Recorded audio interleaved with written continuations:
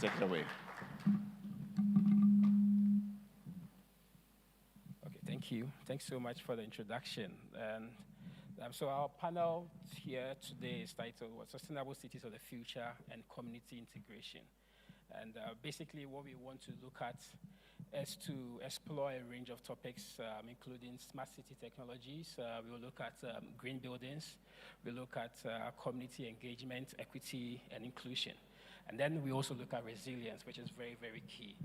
We want to discuss how these concepts can be applied in practice, and then also look at the challenges and opportunities that exist when we want to create sustainable cities that really prioritize community integration.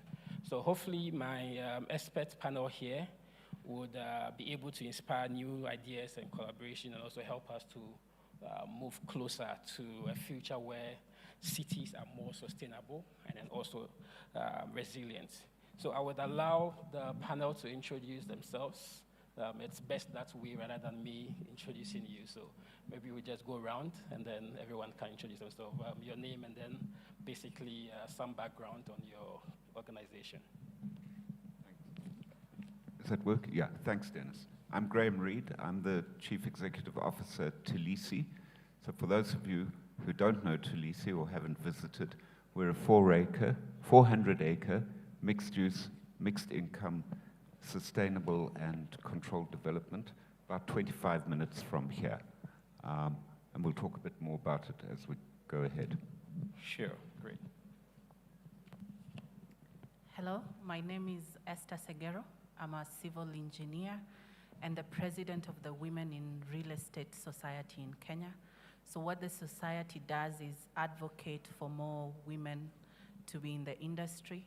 We are seeing steady rises, nothing different from what we are seeing globally, because currently women are still less than 15% represented in this industry, but there's a steady rise in Kenya. And I'll be sharing more of the figures with you in this discussion. Thank you. Good afternoon, Stella Mutai, HF Group, Head of Mortgage Business. Glad to be here this afternoon. HF is a financial institution that we advance facilities for mortgage financing as well as property development. Thank you. Hi, Dane Hilton, Regional Director for Hodari Africa, based here in Kenya. We focus on project development management and construction management services. We currently have a couple of IFC Edge projects on the go that we're working on. Yeah, and thanks for having us on the panel. Good afternoon. My name is Charles Haba. I run a business called Century Real Estate based out of Kigali in Rwanda. And we pride to call ourselves a one-stop property services shop. Thank you. Good afternoon. Good afternoon, everybody. My name is Hanu Obrolse. I'm a specialist edge consultant for the Alley Roads Group from South Africa. Just a small introduction on Alley Roads. Alley Roads is award-winning, leading national-scale property developer and landlord that focusing basically on two areas: is affordable housing, residential housing, and retail industrial property. The balance of the company introduction I'll leave to my colleagues Louise and Mark, that will later this afternoon share you a bit more about Alley Roads. Alley Roads also has been awarded the Edge Champion certification with the IFC. We have already registered and enrolled over, I think it's about 3,600 units, affordable housing units, on the Edge platform with the IFC. And by 2024, there will be addition to about another 1,500 units that we will enroll with the green certification program that we engage on the Edge app. Okay, great. So let me start off with you, Graham. With Tulisi, I think you would be best placed to help provide this answer for it. When it comes to transportation options like cycling and public transit, this is something that we don't see often in our cities. What do you think can be done to encourage people to use these modes of transportation in our cities.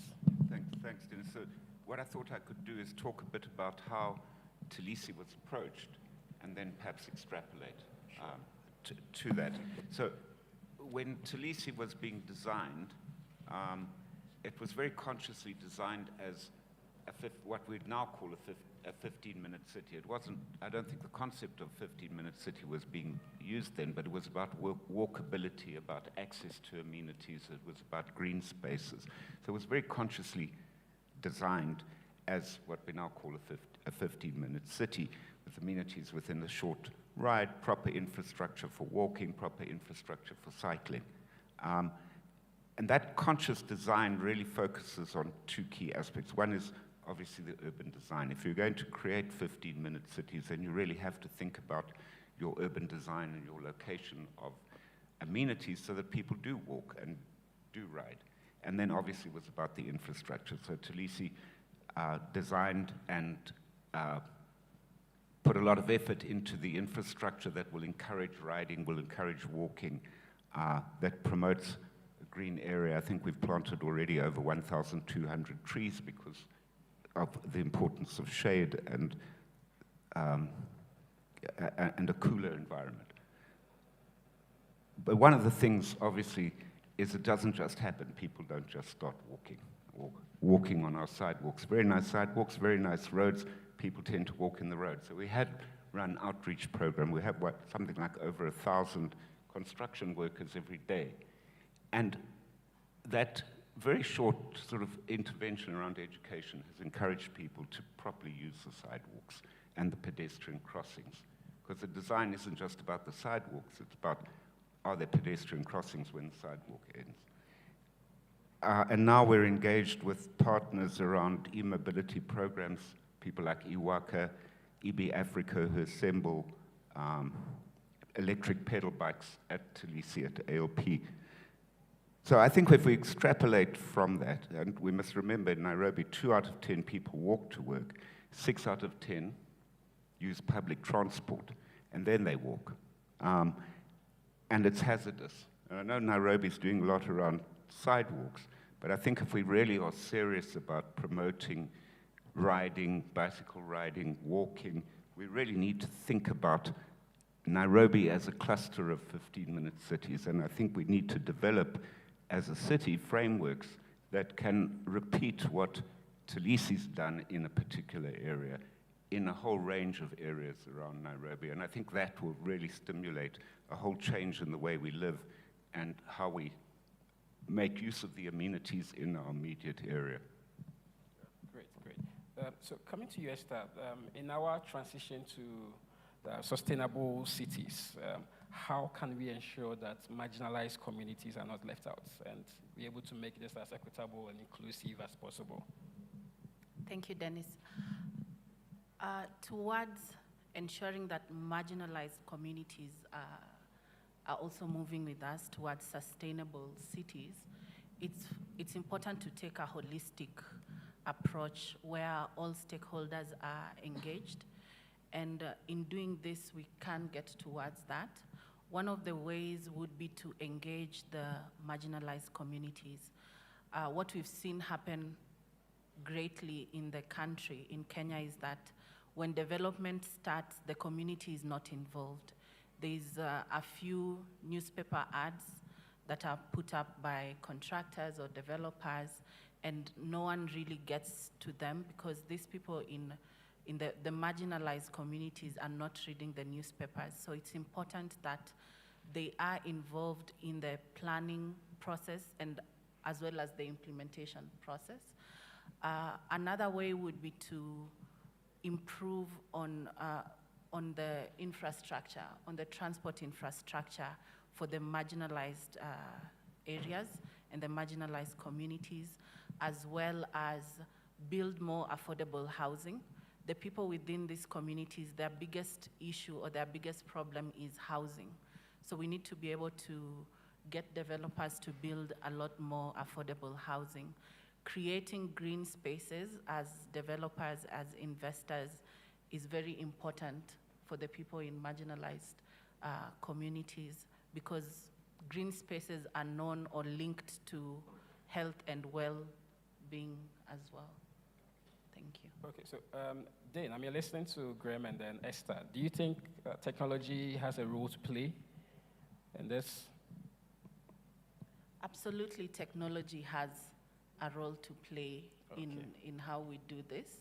I'll just give one example. A lot of technology now is in prefabrication. So then, as one way, prefabricating assists towards building more sustainable cities, because this can be done off-site, can be done at a lower cost, can ensure that the elements of sustainability that we want to incorporate in our construction of buildings are factored in at a very early on stage and then assembled on site. Okay, sure. So I'd wanted Dane to also make a comment on that. Right. Maybe you can pass it on. Thanks, Dennis. Yeah, so technology is vitally important to the growth of sustainability in the development space. There's multiple touch points that technology has that impacts how sustainable a development is, and that goes right back to, through the supply chain. We've discussed quite a bit throughout the event today. With the growth of EV vehicles and improving the sustainability of transport, which is a huge impact on development of new cities, right through to building materials. We're seeing better and more efficient materials. LED lighting is a great example. About 15 years ago, you couldn't convince a developer to use it. Now it's standard practice. That also ties into the affordability aspect of it, because as we heard earlier, the operational costs get lower for the marginalized communities as we provide more efficient and green buildings. So it's all really tied together, and it's really fantastic to see that the uptake in technology. I mean, construction traditionally has been very sluggish in adopting new technology.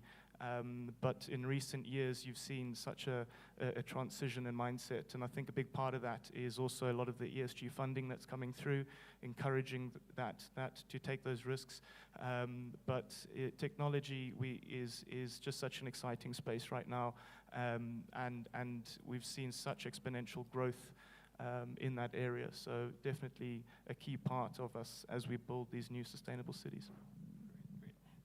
Hanno, I mean, coming to you, what strategies can we employ to increase the use of renewable energy in cities? Just following up on what Dent was talking about.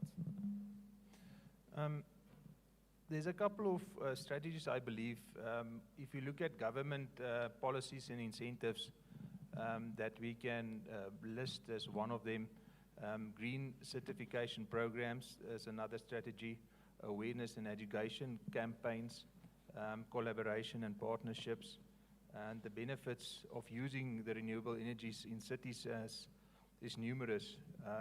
So if I can quickly go back to the government policies and incentives, where the area that I'm coming from is basically where you sit with certain municipalities or councils that award developers or owners of properties up to 35% discounts on their rates and taxes should they have a development that's enrolled and has been certified with the on the EDGE platform with the EDGE certification. So I think that's a massive incentive for developers and property owners.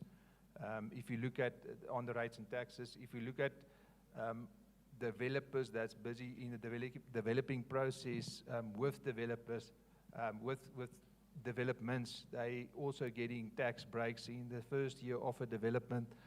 They're paying zero taxes on the property. Second year, 75%. Third year, 50%. So taking that in consideration, I think that's a massive benefit, promoting the green building and to moving in the direction to get your developments certified as green. If you look at the green certification programs, where you sit with green bonds For example, Nedbank, they will basically give a developer up to 4% rebate back on your whole development loan. So if the number's getting bigger, that 4% will be basically can be utilized if you want to do a retrofit solar installation onto the development. So your solar is basically costing the developer zero money.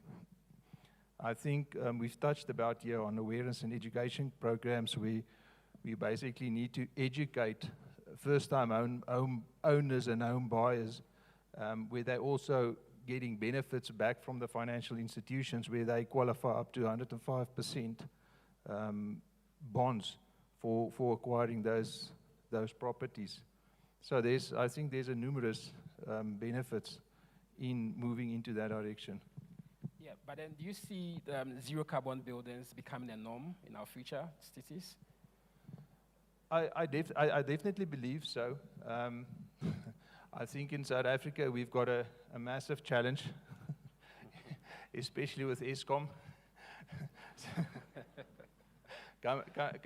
Coming to Kenya, enjoying 24 hours a day electricity is a real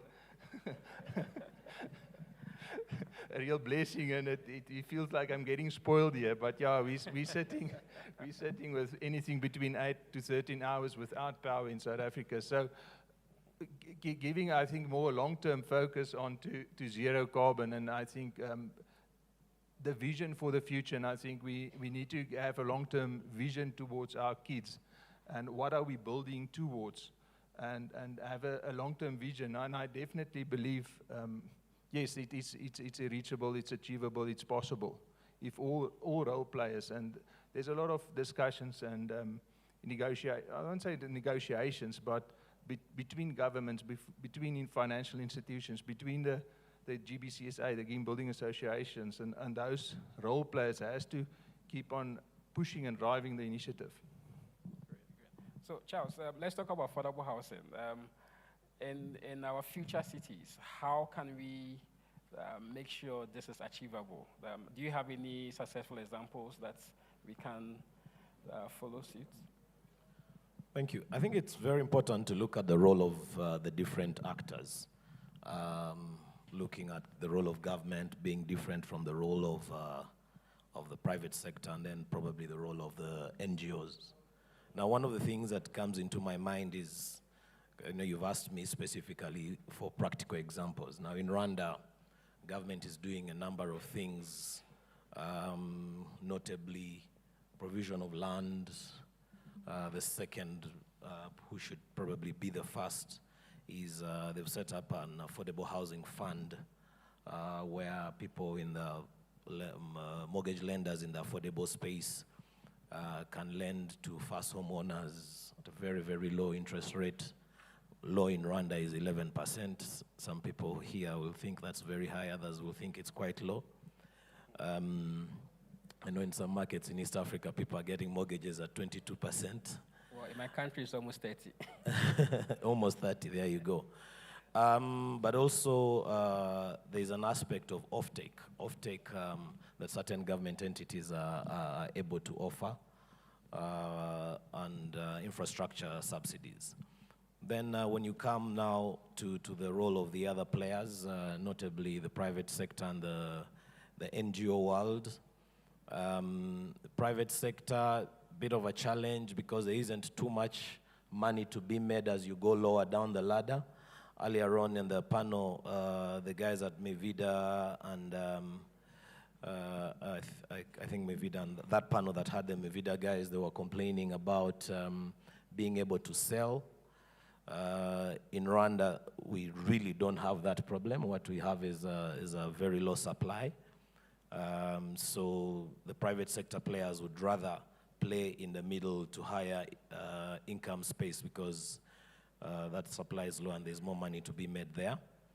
Then on the role of the NGOs, the NGO world, it's predominantly around offtake, but also other instruments like micro mortgages.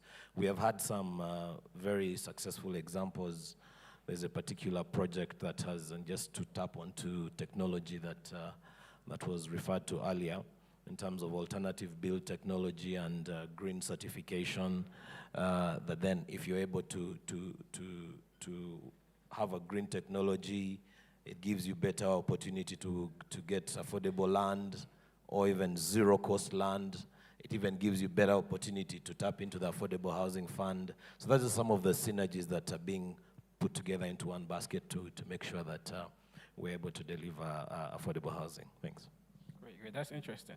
Stella, before I come to you on the financing aspect, I want to ask Esther, I mean, how can we make these affordable housing to be green? Do you think it's possible to have affordable housing and then also getting them to be green in these future cities you want to create?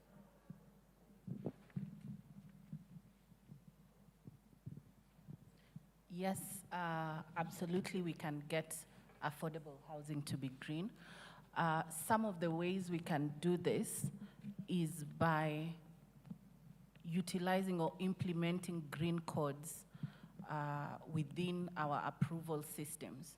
So when the architects and engineers are using this, are presenting for approval, or the county teams, green has to be incorporated into the codes to allow for affordable housing to become green. Another issue that can be addressed on this is,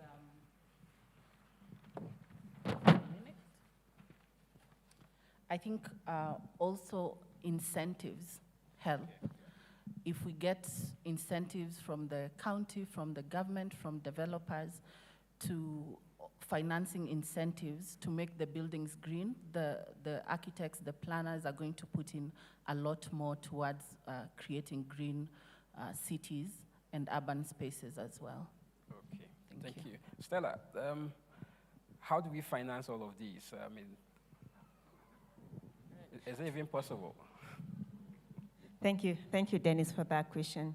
Maybe, first of all, I'll start defining a sustainable loan. And a sustainable loan is any financial facility that is advanced to companies that are doing sustainability. And it encompasses more than ESG, and it's more than even than green financing.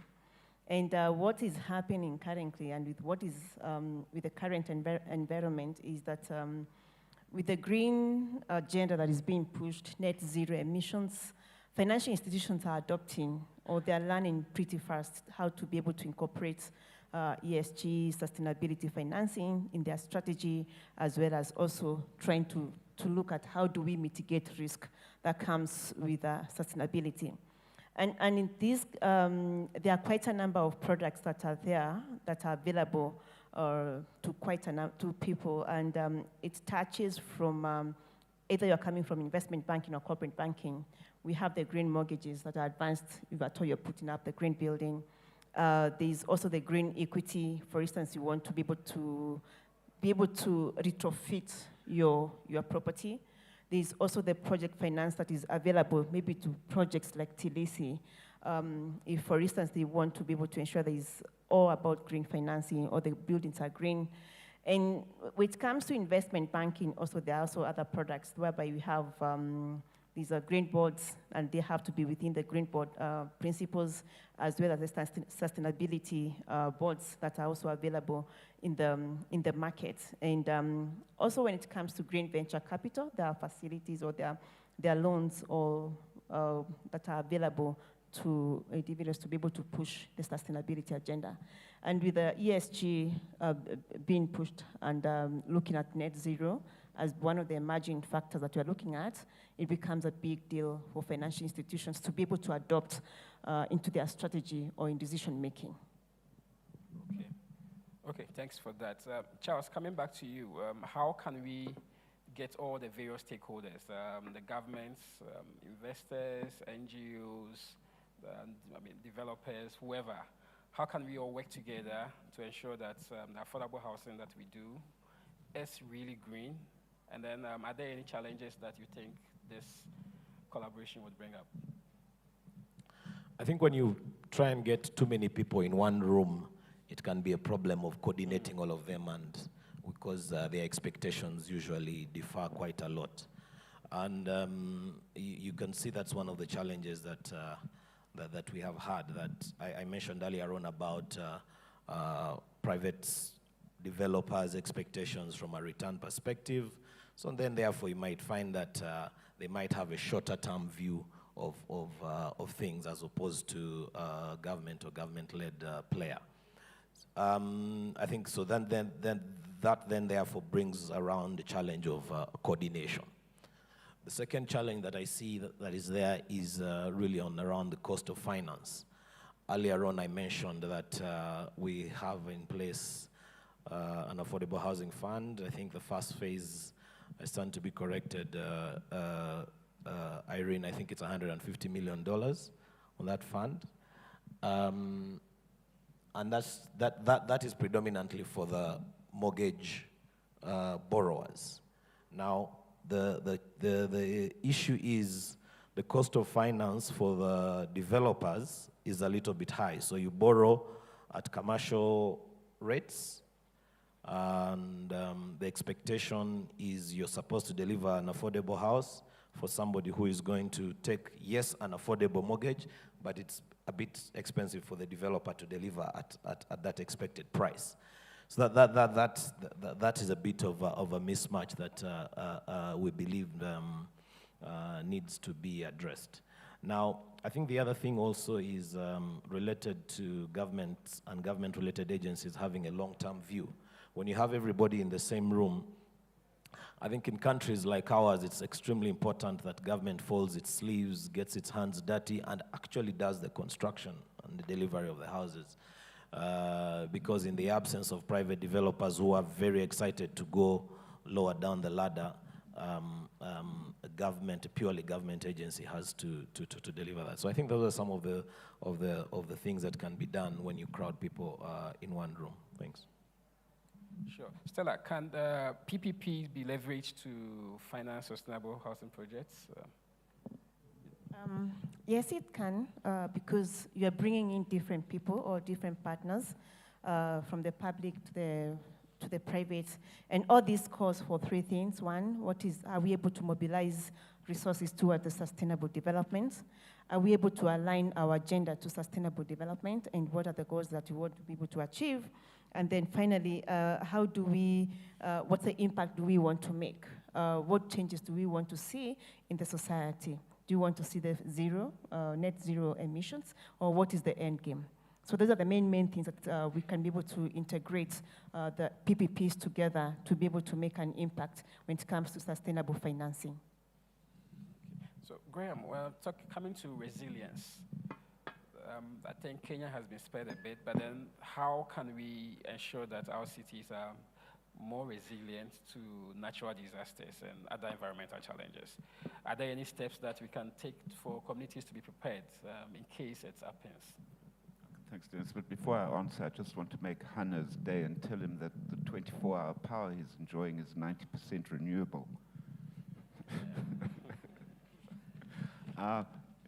Yeah, the IPCC's classified Nairobi as as a city that's highly vulnerable to climate change impacts, negative climate impact thing. And I think we are seeing, and we will continue to see, with poor urban management, you start to get flooding, not just in our informal settlements, but also in more formal areas. So it is, I think, something that we should be talking about more.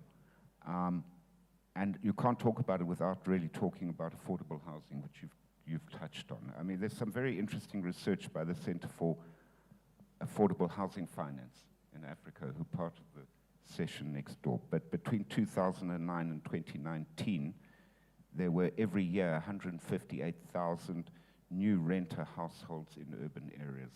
It's a phenomenal number when you consider that the number of houses for sale per annum in that period was 39,000 that were delivered per annum.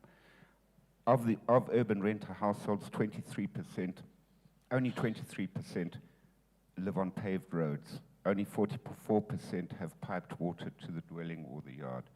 Only 51% have flush toilets, and 77% share toilet facilities. I mean, it's quite alarming if we're talking about the resilience of the city, and that's why there are two things I think that we can draw from that. One is developments like Talisi have to, as Talisi has done, look very closely at how infrastructure is designed to ensure that it's sustainable and resilient. So, and that's from water. How do we address water? How do we make sure we're recharging our aquifers when most of our water is coming from boreholes? Can we recycle that water? What are we doing about the ecology and planting of trees, encouraging bird life to return to an area that was, in Talisi's case, a dairy farm? So those are really, really important things.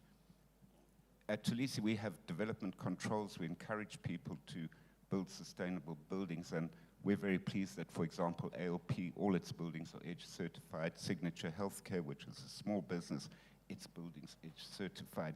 But we really have to look beyond just the buildings, I think. I mean, it would be wonderful if there was an EDGE certification for places like Talisi, where precinct-based you could be certified, because we would qualify, and I think it would encourage other developers in areas to then start to think about that. But as developers, it's not actually adequate to just talk about the building. We really have to look beyond that. We have to talk about tree planting. We have to talk about creating greener areas. We have to think about waste management from the time we build to when we might demolish the building. So I think there's a lot that we can learn from some very good examples that we find in Kenya and in the rest of the continent. But it's a very, very fundamental issue. To come back to the issue of the affordable housing, I think the issue is that we focus in these conferences very much on formal housing delivery, formal affordable housing delivery. But I think, as Ken mentioned, from Centum mentioned, 84% or 80% of housing delivery that's happening is happening with very small developers, and I don't think we know how to get there. And the consequence is that we see more and more buildings being developed that are not subject to any kinds of controls. And I just want to mention that at IFC we do have a tool we call Apex. So Apex kind of looks at the broader picture. It doesn't focus only on buildings, but then looking at how a city manages its waste, how you manage its transportation, the sorts of energy sources and all that. So yes, it's being piloted. We haven't rolled it out yet. So yeah, it would be interesting to see how we can use that in Nairobi. Yeah, well, come and talk to us at Talisi. We'd be happy to be a pilot. Great. Okay, so then in this transition to more sustainable and resilient urban environment, what are the biggest challenges that cities may face? And do you have any solutions for us to address these challenges? Yeah, so it's from a development perspective, particular to Kenya, we talk about sustainable materials and sustainable building, but if we don't have a local supply chain here with quality materials, that sustainable quality materials manufactured here in Africa, in Kenya, the cost of actually getting those sustainable materials from a carbon footprint perspective often outweighs the benefit of those materials. So until we can actually fix the manufacturing side and availability of quality local materials, and there's a lot of talk about move to quality in terms of occupier demand, that's really where I see the biggest challenge and opportunity in Africa. Across the board. So I think that's key. I think adaptation, we talk a lot about community engagement, is also another challenge that needs to be addressed intentionally.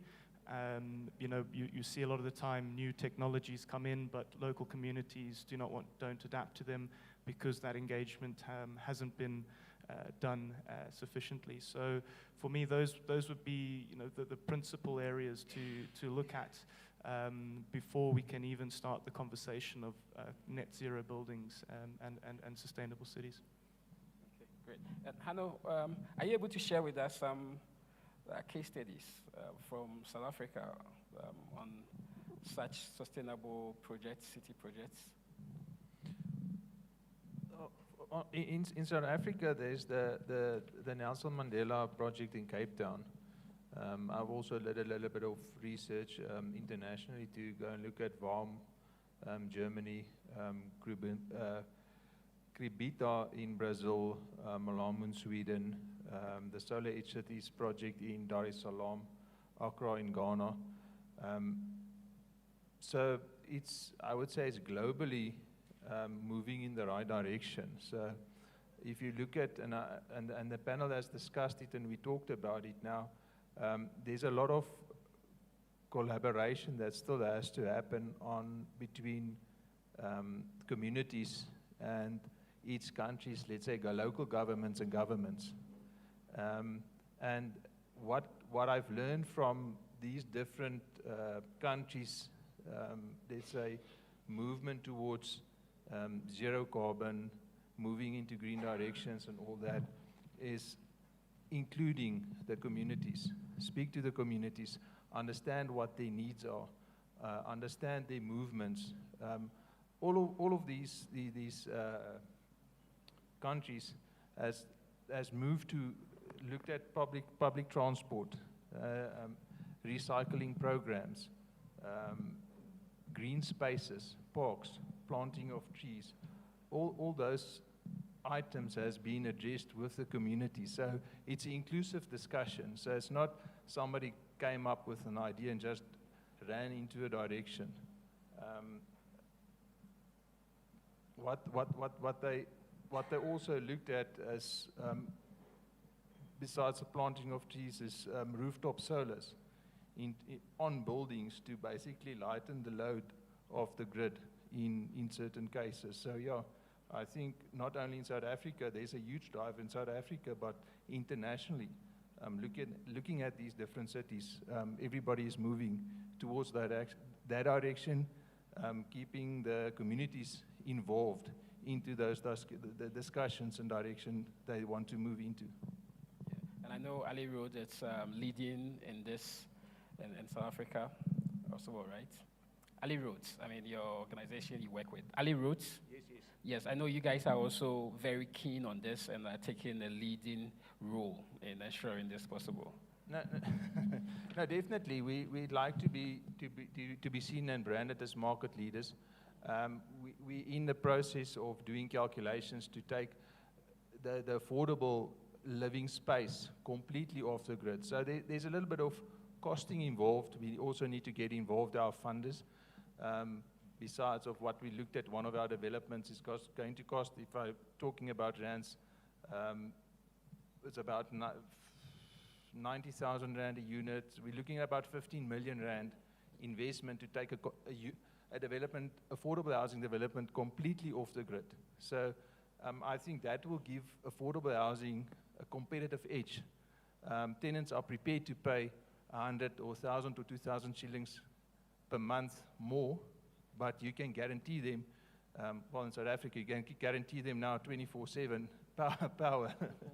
But I think moving in that direction, it is possible.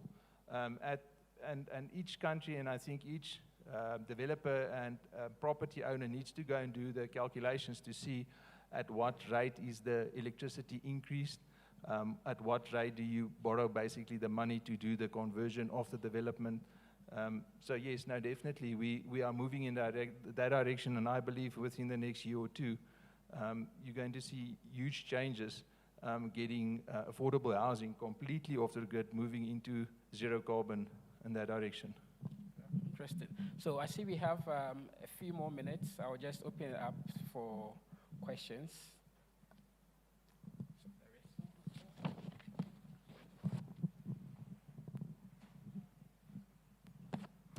My name is Philip. I have one question and one comment. The third comment maybe is to Murray. The panel is great, good discussion, but why is there nobody from the government? Why is there nobody from the city council? Because I think as developers, we need incentives, and incentives with loans and so on, that's great. But the first incentive, if we want to have sustainable cities, is it not to give direct incentives to the developers? So who within you or other people are basically lobbying seriously the government to give those incentives. And those incentives are quite simple. It could be lower application fees for when you go to NCC if you got an EDGE certified building on design. It could be lower tax rate going forward. It could be lower land rate. I think these are the tools that will drive developers, and I'm not only talking about affordable housing, because there's a lot of other development. And affordable housing is important, but it's still a small fraction. What is being done on those other developments, being mall, being normal residential building? Because these are the keys. And if we want to be a sustainable city, which in fact if we don't want, we have to. We have no more choice. We need to be sustainable. So what is being done? Does anyone want to take up the question from the panel? No, it's a great point that you addressed here, and I think this is an ideal platform to get those parties involved and get them present here and have these discussions. The GBCSA, the Green Building Associations of South Africa, is driving that process in South Africa. My personal belief is they're not driving hard enough, because there is councils that is not aware of that, but there is also councils that participate in giving, like I've mentioned, giving 35% discounts on your rates and taxes. If you provide them with certificate, not only residential, commercial, industrial, if you present them with a certification, you show you're participating, you're contributing towards a saving, and for them reciprocating in that way, say we give you that tax cuts and benefits. But yes, Mario, I think this is an ideal platform to get internationally and even locally, get the councils and get whoever's the decision makers on tax breaks and benefits involved. Can I just make a small comment there? In the case of Rwanda, there's quite a lot that is being done in terms of incentives directly to developers. They're predominantly fiscal, so it involves tax holidays, tax breaks, including zero import duty on certain building materials, tax holidays on when you pay and when you do not pay, after how long you pay. You know, there's quite a number of them. Happy to share them with you at the end of the panel. And then just to also follow up, I quite agree with you, because in one of the cities or countries where we've seen a lot of success in development of green building, Colombia, it all started with government incentives. There was a lot of tax rebates. Legislations were made that encouraged developers to ensure their projects met certain criteria. Financial institutions also came in to provide some sort of discount on interest rate for projects, right? So, I mean, I agree very well with you.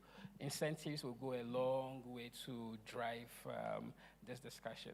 In Kenya, I think, IFC has had some discussions with the government. A few years back, there was this decree from the State Department of Housing saying that for projects that were green, they were going to have access to free land to build.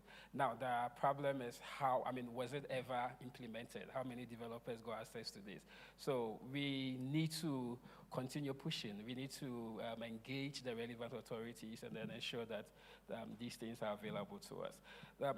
We have run out of time. I would allow the panel to have a last word, if anyone wants to say something before we end up. Which way are you going? You can start from here. Yeah. Well, thanks, Dennis. Thanks for the panel. I think it's been really interesting and informative. Obviously not enough time. But we do think that, I think the point I'd like to make is that there's a lot to be done, but there are good examples of excellent responses to the issue across Kenya. And we need to be, I think, picking up on Philip's point, we need to be actually feeding these through in a much more conscious way into government and government planning. Thank you. So I would say that sustainability in 15 years is going to be what technology is now, and it's best if everyone gets on sustainability. there are framework in place that can be used for sustainability, but it would be critical for stakeholders to understand what it means or what actions they can take as organizations, as individuals towards sustainable cities. Thank you. For us to be able to achieve sustainable cities, we need to be able to bring all the stakeholders on board, and we need to be able to incorporate in our decisioning or even in our strategies for us to be able to achieve the sustainability that we need. And everybody in the room need to be involved. I think just off the back of Philip's comment and the good discussion today, I'd like to challenge my fellow panelists and anyone in the audience who would actually like to take some of these conversations and put them into action and start to engage with all the stakeholders rather than us just talking about it up here as what we need to do. Let's put a plan together and start doing it. I think the best way to engage the community that is in this room is to send them to lunch. Thank you.